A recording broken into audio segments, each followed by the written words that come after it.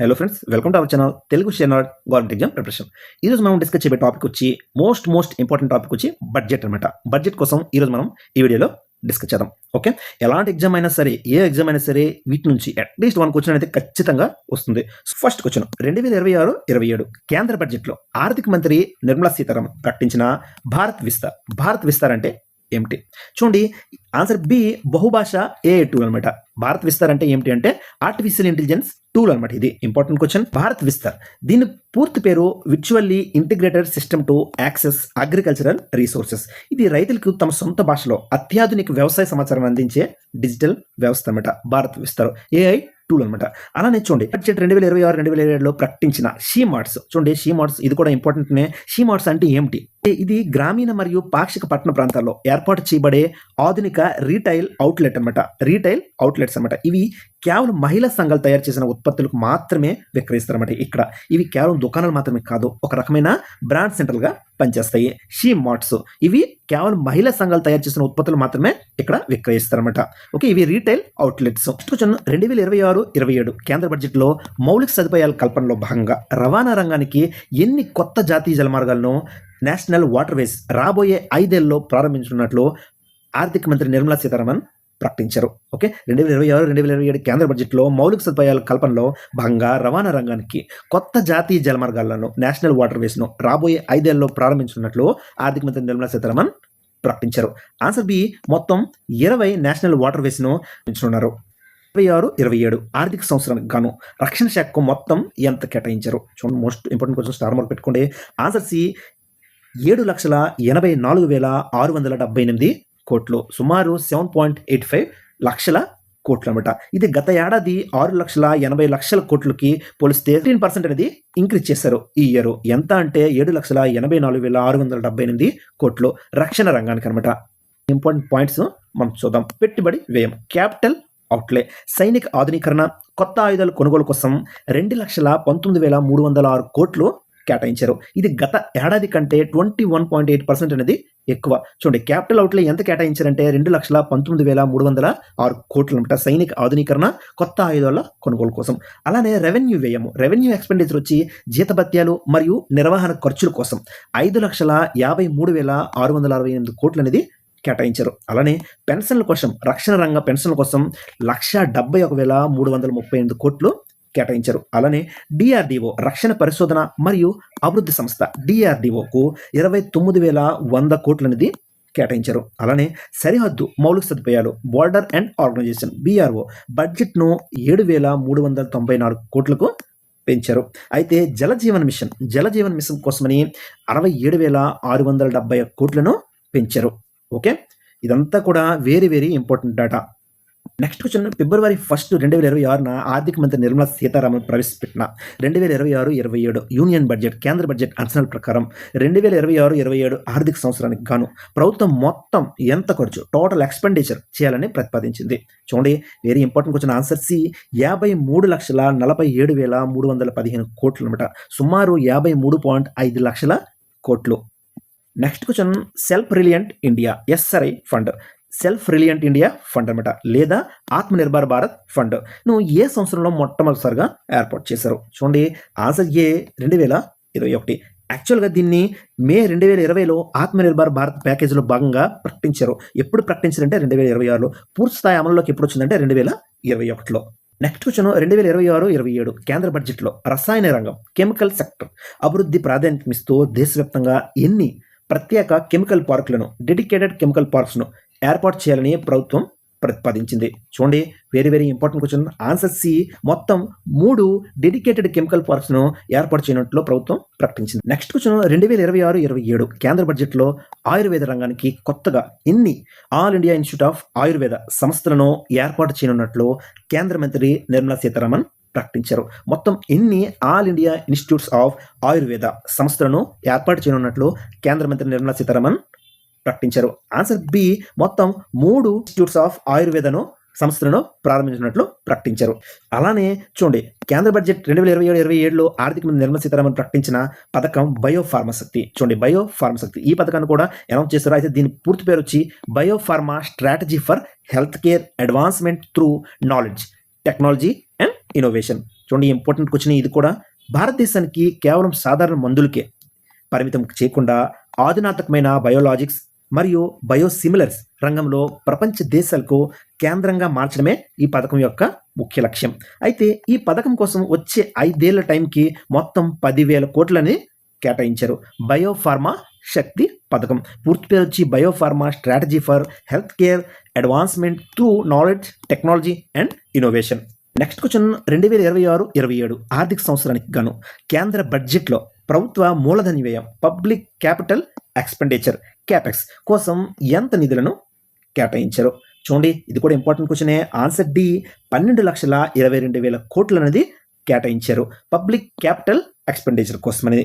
అయితే దీంట్లో జీడిపి వాటా ఎంత అంటే సుమారు 3.1% అనమాట. ఈ మూలధన వ్యయ దేశ జీడిపిలో సుమారు 3.1% అనమాట. నెక్స్ట్ క్వశ్చన్ 2027-28 నాటికి ద్రవ్య లోటును ఫిస్కల్ డెఫిసిట్ ఎంతకంటే తక్కువ తీసుకురావడమే ప్రభుత్వ యొక్క లక్ష్యం అనమాట. చూడండి ఫిస్కల్ డెఫిసిట్ అనేది ఒక ఆర్థిక సంవత్సరంలో ప్రభుత్వం చేసే మొత్తం ఖర్చు ప్రభుత్వానికి వచ్చే మొత్తం ఆదాయం కంటే ఎంత ఎక్కువగా ఉందో తెలిపే లెక్క అనమాట. ఇది ప్రభుత్వం చేసే మొత్తం ఖర్చు ప్రభుత్వానికి వచ్చే మొత్తం ఆదాయం కంటే ఎంత ఎక్కువగా ఉందో తెలిపే లెక్క అనమాట. ఇది అప్పులు మినహాయించి. చూడండి ఆన్సర్ ఏ 4% అనమాట. ఆన్సర్ ఏ 4%. అయితే 2025-26 ఆర్థిక సంవత్సరంలో ద్రవ్యలోటు వచ్చి ఫిస్కల్ డెఫిసిట్ వచ్చి 4.5%. నెక్స్ట్ క్వశ్చన్ ఫిబ్రవరి 1, 2026 ప్రవేశపెట్టిన కేంద్ర బడ్జెట్ 2026-27లో ఆర్థిక మంత్రి నిర్మలా సీతారామన్ అమృత్ కాల్ విజన్ 2047లో భాగంగా భారతదేశ లాజిస్టిక్స్ రంగాన్ని బలోపేతం చేయడానికి 2047 నాటికి తీర ప్రాంత రవాణా మరియు అంతర్గత జలమార్గాల వాటాను ప్రస్తుతం ఉన్న 6% నుండి 6% నుండి ఎంత శాతానికి పెంచాలని లక్ష్యంగా పెట్టుకున్నారు? చూడండి very important question. Amrit Kaal vision 2027లో భాగంగా ఎంత శాతం పెంచాలని పెట్టుకున్నారు అంటే ఆన్సర్ బి 12%. నెక్స్ట్ క్వశ్చన్ కేంద్ర బడ్జెట్ 26-27లో ప్రకటించిన వివరాల ప్రకారం దేశవ్యాప్తంగా మొత్తం ఎన్ని సెకండరీ పాఠశాలలో మరియు ఎన్ని కళాశాలలు content creator labs AVGC content creator labs ఏర్పాటు చేయనున్నారు? ఇది కూడా ఇంపార్టెంట్ క్వశ్చనే. ఆన్సర్ సి 15,000 సెకండరీ స్కూల్స్ మరియు 500 కాలేజీలలో ఈ ఏవిజిసి కంటెంట్ క్రియేటర్ ల్యాబ్స్ను ఏర్పాటు చేయనున్నారు. అలానే కేంద్ర బడ్జెట్ 2026-27 ప్రకటించిన national council of hotel management and catering technology national council of hotel management and catering టెక్నాలజీని అప్గ్రేడ్ చేసి NCHMCTని అప్గ్రేడ్ చేసి national institute of hospitality and tourism management గా మార్చనున్నారు. Okay national council of hotel management and catering టెక్నాలజీని upgrade చేసి national institute of hospitality and tourism management గా మార్చుతున్నారు. చూడండి ఇవన్నీ ఇంపార్టెంట్ డేటా. ఇవన్నీ కేంద్ర బడ్జెట్లో ఇటీవల ప్రకటించడం జరిగింది. ఓకే కేంద్ర బడ్జెట్ 26-27లో ప్రకటించిన ఇండియా సెమీ కండక్టర్ మిషన్ 2.0. చూడండి సెమీ కండక్టర్ మిషన్ ISM 2.0 యొక్క ప్రధాన లక్ష్యం భారతదేశానికి కేవలం చిప్స్ తయారు చేసే దేశంగానే కాకుండా సెమీ కండక్టర్ రంగంలో పూర్తి స్థాయి ఆత్మనిర్భర్ సెల్ఫ్ రిలయంట్ దేశంగా మార్చనమాట. సెల్ఫ్ రిలయంట్ దేశంగా మార్చాలని కేంద్ర బడ్జెట్ 2026-27లో ప్రకటించిన PM scheme for economic transformation and అప్లిమెంట్ అనేది ప్రధానంగా సూక్ష్మ చిన్న మరియు మధ్యతర పరిశ్రమలు MSMES అభివృద్ధి కోసం ఉద్దేశించిన పథకము. చూడండి డైరెక్ట్గా క్వశ్చన్ అడుగుతాడు. పిఎం సేతు ఏ రంగానికి సంబంధించిన పథకం ఇది? ఓకే సూక్ష్మ చిన్న మరియు మధ్యతర పరిశ్రమల అభివృద్ధి కోసం ఉద్దేశించిన పథకం అనమాట ఇది. నెక్స్ట్ క్వశ్చన్ కేంద్ర బడ్జెట్ 2026-27 యూనియన్ బడ్జెట్ 26-27లో ప్రకటించిన వివరాల ప్రకారం SASCI scheme for special assistance to states for capital investment పథకం కింద రాష్ట్రాలకు ఇచ్చే ఆర్థిక సహాయాన్ని 1.5 లక్షల కోట్ల నుండి ఎంతకు పెంచారు? చూడండి very important question. Star mark పెట్టుకోండి. ఆన్సర్ ఏ 2 లక్షల కోట్లకి పెంచారు. చూడండి ఫస్ట్ 1.5 లక్షల కోట్లు అయితే ఇప్పుడు 2 లక్షల కోట్లు. సరేనా? Important question. కేంద్ర బడ్జెట్ 2026-2027లో ప్రకటించిన వివరాల ప్రకారం CCUS carbon capture utilization and storage పథకం కోసం ప్రభుత్వం వచ్చే 5 ఏళ్ల కాలానికి ఎన్ని కోట్ల వ్యయాన్ని అవుట్లే కేటాయించింది? చూడండి ఆన్సర్ బి 20,000 కోట్లు. 2026 ఫిబ్రవరి 1న ఆర్థిక మంత్రి నిర్మలా సీతారామన్ ప్రవేశపెట్టిన కేంద్ర బడ్జెట్లో దేశవ్యాప్తంగా మొత్తం ఎన్ని కొత్త హై స్పీడ్ రైల్ కారిడార్లను ప్రతిపాదించారు? బుల్లెట్ ట్రైన్స్ అనమాట. ఆన్సర్ సి మొత్తం 7. అవేంటో చూద్దాం. ముంబై పుణే ప్రయాణ సమయం సుమారు 48 నిమిషాలకు తగ్గుతుంది అనమాట. ఓకే, 48 మినిట్స్కు తగ్గుతుంది. అలానే పుణే హైదరాబాద్ సుమారు 2 గంటల్లో చేరుకోవచ్చు. అలానే హైదరాబాద్ టు బెంగళూరు సుమారు 2 గంటల్లో చేరుకోవచ్చు. అలానే హైదరాబాద్ టు చెన్నై సుమారు 3 గంటల లోపే చేరుకోవచ్చు. అలానే చెన్నై టు బెంగళూరు కేవలం 1 గంట 13 నిమిషాల్లో చేరుకోవచ్చు. అలానే ఢిల్లీ వారణాసి సుమారు 3 గంటల 50 నిమిషాల్లో చేరుకోవచ్చు. అలానే వారణాసి సిలిగురి ఈశాన్య రాష్ట్రాలకి ముఖద్వారంగా ఉపయోగపడుతుంది అన్నమాట. ఇది వారణాసి టు సిలిగురి. 2026-27 ఆర్థిక సంవత్సరానికి సంబంధించిన కేంద్ర బడ్జెట్ అంచనాల ప్రకారం కేంద్ర ప్రభుత్వం అప్పు జీడిపి, డెప్ట్ టు జీడిపి అంటారు, దీన్ని ఎంత నిష్పత్తిగా ఉంటుందని అంచనా వేయబడింది. చూడండి, ఇది కూడా ఇంపార్టెంట్ క్వశ్చనే. ఆన్సర్ ఏ 55.6%. 55.6%. 2025-2026 సంవత్సరానికి ఇది 56.1% ఉండేది. ఇప్పుడు దీని టార్గెట్ 55.6%. నెక్స్ట్ క్వశ్చన్, February 1, 2026 ప్రవేశపెట్టిన కేంద్ర బడ్జెట్లో గ్రామీణ ఉపాధి రంగానికి సంబంధించి మహాత్మా గాంధీ జాతీయ గ్రామీణ ఉపాధి హామీ పథకం స్థానంలో స్థానంలో కొత్తగా వికసిత్ భారత్ గ్యారంటీ ఫర్ రోజ్గార్ మరియు అజీవిక మిషన్ గ్రామీణ్ ఈ పథకాన్ని ప్రవేశపెట్టింది. అయితే ఈ పథకం కోసం ఎంత కేటాయించింది? చూడండి, ఇంపార్టెంట్ క్వశ్చన్. ఆన్సర్ సి 1.26 లక్షల కోట్లు, 1.26 లక్షల కోట్లు. వేరే ఇంపార్టెంట్ క్వశ్చన్, స్టార్ మార్క్ పెట్టుకోండి. ఫస్ట్ దానికి 95,692 కోట్లు, సెకండ్ దానికి వచ్చి 30,000 కోట్లు. ఓకే, అయితే మొత్తానికి వచ్చి 1.26 లక్షల కోట్లు. అయితే ఈ పథకం యొక్క ముఖ్య ఉద్దేశాలు చూద్దాం. గతంలో 100 రోజులు ఉండేవి ఈ పథకం. ఇప్పుడు దీన్ని 125 డేస్గా పెంచారు. దీంట్లో నిధుల భాగస్వామ్యం వచ్చి కేంద్రానికి 60%, రాష్ట్రాలు వచ్చి 40%. అలానే ఈశాన్య రాష్ట్రాలకు వచ్చి 90% వచ్చి కేంద్రానికి, 10% వచ్చి రాష్ట్రానికి. చూడండి, అజీవిక కేవలం కూలీ పనులు మాత్రమే కాకుండా గ్రామీణ ప్రాంతాల్లో శాశ్వత ఆస్తుల కల్పన మరియు స్వయం సహాయక సంఘాల ద్వారా ఉపాధిని మెరుగుపరచడం దీని లక్ష్యం. నెక్స్ట్ క్వశ్చన్, కేంద్ర బడ్జెట్ 2026-2027 ప్రసంగంలో ఆర్థిక మంత్రి నిర్మలా సీతారామన్ ప్రకటించిన ప్రకారం కొత్త ఆదాయ పన్ను చట్టం 2025 ఇన్కమ్ ట్యాక్స్ యాక్ట్ 2025 అంటే అమల్లోకి రానుంది. చూడండి, very important question. Answer C April 1, 2026.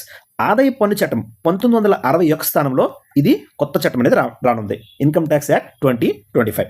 2026-2027 union బడ్జెట్లో నిర్మలా సీతారామన్ గారు డెరివేటివ్స్ మార్కెట్లో స్పెక్యులేషన్ అరికట్టడానికి సెక్యూరిటీస్ ట్రాన్సాక్షన్ ట్యాక్స్ అనమాట STT రేట్లను పెంచారు. ఓకే, ఆప్షన్ ప్రీమియం ఫస్ట్ వచ్చి 0.1% ఉంటే ఇప్పుడు వచ్చి 0.15% అనమాట. పెరిగిన శాతం ఎంత అంటే 50%.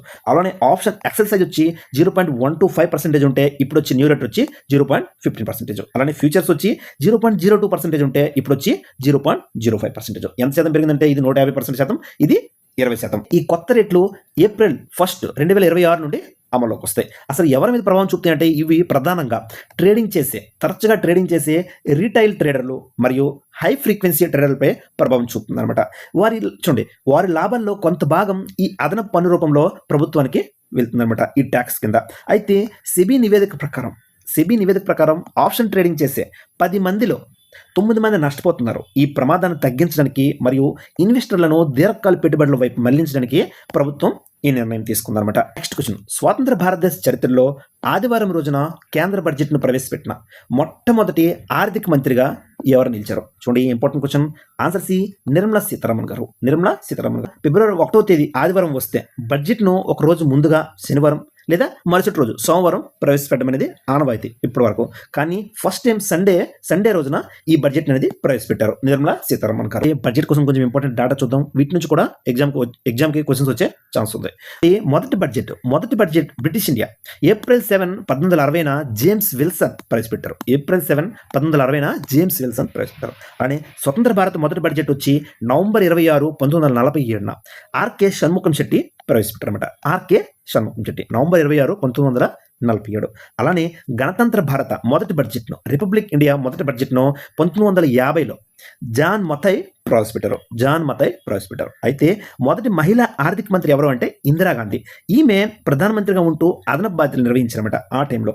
అయితే పూర్తిస్థాయి మహిళా ఆర్థిక మంత్రి ఎవరంటే నిర్మలా సీతారామన్ గారు. అలానే రాజ్యాంగపరమైన అంశాలు ఒకసారి కాన్స్టిట్యూషనల్ ఫ్యాక్ట్ చూద్దాం.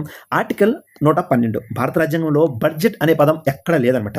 దీనికి బదులుగా వార్షిక ఆర్థిక నివేదిక యాన్యువల్ ఫైనాన్షియల్ స్టేట్మెంట్ ఈ ఆర్టికల్ 112లో పేర్కొన్నారు. 112లో యాన్యువల్ ఫైనాన్షియల్ స్టేట్మెంట్ అని మాత్రమే ఉంది, వార్షిక ఆర్థిక నివేదిక. చూడండి, ఆర్టికల్ 202 ఇది రాష్ట్ర బడ్జెట్కి సంబంధించిన నిబంధన అనమాట. ఆర్టికల్ 202. అలానే మనీ బిల్ బడ్జెట్ను లోక్సభలో మనీ బిల్ రూపంలోనే ప్రవేశపెడతారు. ఇది ఏ ఆర్టికల్ చెప్తుందంటే ఆర్టికల్ 110. అత్యధిక సార్లు బడ్జెట్ ప్రవేశపెట్టింది మొరార్జీ దేశాయ్, మొత్తం 10 సార్లు. అలానే వరుసగా ఎక్కువ సార్లు ప్రవేశపెట్టింది నిర్మలా సీతారామన్ గారు, వరుసగా 9 సార్లు 2026 బడ్జెట్తో కలిపి. అలానే సుదీర్ఘ బడ్జెట్ ప్రసంగం ఎవరు చేశారంటే 2026లో నిర్మలా సీతారామన్ చేశారు, 2 గంటల 42 నిమిషాలు. ఇప్పటివరకు ఇదే రికార్డు. అలానే బడ్జెట్ సమయంలో మార్పు. 1999 వరకు బడ్జెట్ను సాయంత్రం 5 గంటలకు ప్రవేశపెట్టేవారు. అయితే యశ్వంత్ సిన్హా దాన్ని ఉదయం 11 గంటలకు మార్చారు. రైల్వే బడ్జెట్ విలీనం. 92 ఏళ్ల సాంప్రదాయాన్ని మారుస్తూ 2017లో రైల్వే బడ్జెట్ను సాధారణ బడ్జెట్లో విలీనం చేశారు. 2017లో వివేక్ దేబ్రాయ్ కమిటీ సిఫార్సు మేరకు. అలానే బడ్జెట్ తేదీ మార్పు. 2017 నుండి బడ్జెట్ను ఫిబ్రవరి చివరి తేదీకి బదులుగా ఫిబ్రవరి 1వ తేదీన ప్రవేశపెట్టడం ప్రారంభించారు. Paperless budget. 2021లో మొట్టమొదటిసారిగా డిజిటల్ టాబ్లెట్ ద్వారా బడ్జెట్ను ప్రవేశపెట్టారు. ఇప్పుడు 2021లో ఫస్ట్ టైం. బడ్జెట్ పితామహుడు వచ్చి భారతదేశం జేమ్స్ విల్సన్. అలానే హల్వా సెరమనీ అంటారు దీన్ని. బడ్జెట్ తయారీకి ముందు జరిగే సాంప్రదాయం అనమాట. బడ్జెట్ ప్రవేశపెట్టే ముందు ఒక సాంప్రదాయం అనమాట, హల్వా సెరమనీ. అలానే బ్లాక్ బడ్జెట్ చూడండి, 1973-74 బడ్జెట్ని బ్లాక్ బడ్జెట్ అని పిలుస్తారు, ఎందుకంటే అధిక లోటు కారణంగా. అలానే మొదటి డిజిటల్ బడ్జెట్ వచ్చి 2021-22 బడ్జెట్. సరే ఫ్రెండ్స్, ఎగ్జామ్కి వెళ్ళే ముందు ఒకసారి రివిజన్ చేసుకోండి. ఎలాంటి ఎగ్జామ్ అయినా సరే 99% వీటి నుంచి క్వశ్చన్ వచ్చే అవకాశం ఉంది. ఓకే ఫ్రెండ్స్, నెక్స్ట్ వీడియోలో మళ్ళీ కలుసుకుందాం. టేక్ కేర్, జై హింద్.